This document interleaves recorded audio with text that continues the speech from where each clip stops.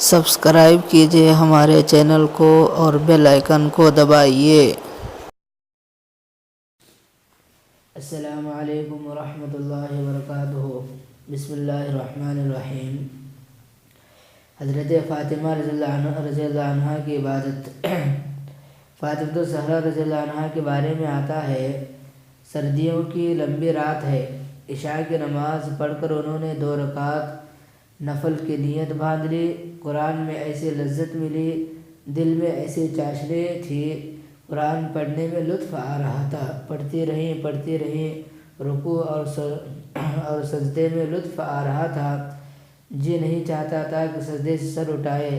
چنانچہ جب وہ 2 رکعتیں مکمل کی اور دعا کے لیے ہاتھ اٹھائی تو دیکھا کہ سحری کا وقت ہونے والا ہے۔ رونے لگی، کہنے لگی، یا اللہ تیری راتیں کتنی چھوٹی ہو گئی، میں نے 2 رکعت نماز پڑھی اور تیری رات مکمل ہو گئی۔ چنانچہ ان عورتوں کو راتوں کا چھوٹا ہونے کا شکوہ ہوا کرتا تھا۔ آج ہماری کیا حالت ہے؟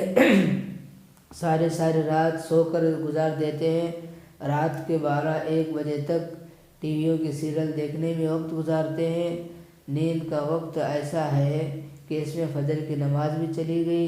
اے بہن، کاش کہ تیری فجر کی نماز ادا ہوتی، تیری باقی نمازیں پوری ہوتی تاکہ اللہ کے پسندیدہ بندوں میں لکھی جاتی۔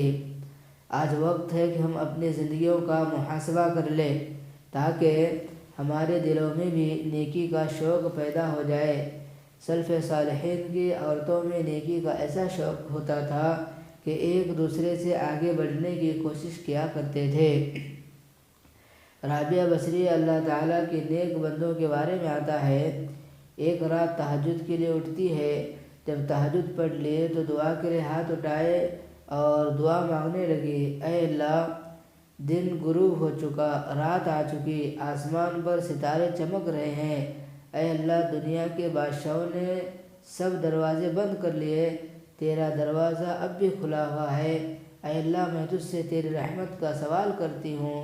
وہ کتنی نیک ہستیاں تھیں جو رات کے آخری حصے میں اٹھ کر رب سے اس کے رحم کو طلب کیا کرتی تھی۔ بس اللہ سے دعا ہے کہ اللہ تعالیٰ مجھے اور آپ کو ان باتوں پر عمل کی توفیق عطا فرمائے۔